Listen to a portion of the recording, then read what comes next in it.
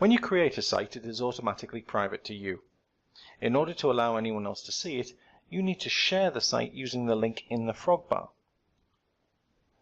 We're going to click straight on the Share option. This first section allows you to add tags and keywords. These can make it easier to find later, add your site to matching areas of Frog Drive, and are particularly useful for the Sites List widget, which can be set to display all sites matching a tag or a keyword, creating an automatic menu of sorts. This example site is a chemistry lesson, and I'm going to tag it as such. I select Curricula in the drop-down list,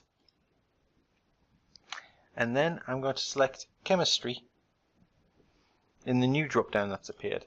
I then have to make sure I hit Add Tag. Then in my key stage, I'm going to select Key Stage 3, as it's a Year 7 lesson, and I have to hit Add Tag again.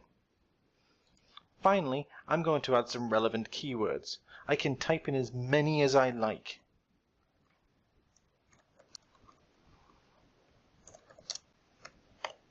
And I'm using a comma to separate them. And when I'm ready, I click Add Keyword.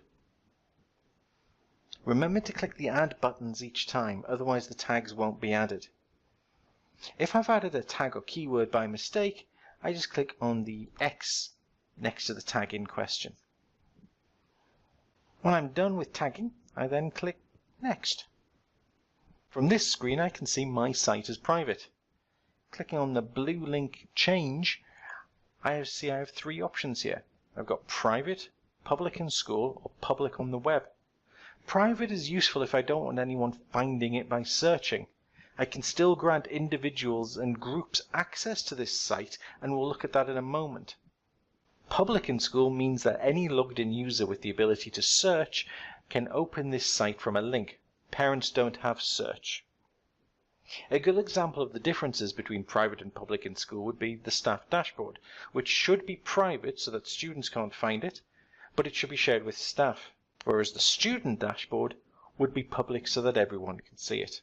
There's also an option to make the site public on the web. This means that you don't have to log in to view the site, which means that lots of Frog schools use FrogLearn for their website. But it's also useful for additional websites, such as theatre performances, art galleries, and community project work. I'm going to make this site public in school by selecting it. I can change these settings at any time. At this point, I could click on the Share button.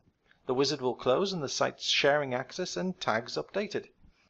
If I don't click Share, I have the option of directing users to my site. I can search for an individual, group, or profile, and when I select one, I can choose how much access they have. For this instance, I'm going to set my class 7A DEM to have view access. So I just start typing in 7A. This means that they'll be able to see my site but cannot interact with it. I'm going to set a specific student, Andrew Andrewson, to have contribute access. This will allow Andrew the ability to send images from his FrogSnap app directly to the site. He will be able to post on any forums or walls, and will be able to vote on any polls or complete any forms on the site. Contribute is probably the sharing setting you'll use most often. I'm also going to give my staff edit and manage rights. They may be using this site themselves, either with their own classes or as cover, and may need to make a change. Edit and manage rights gives them admin access to the whole site. The final element of sharing is the link to site section. This web address works whether or not the site is public on the web. For instance, if I want to send a colleague directly to this site, I can copy the address as it is and email it to them.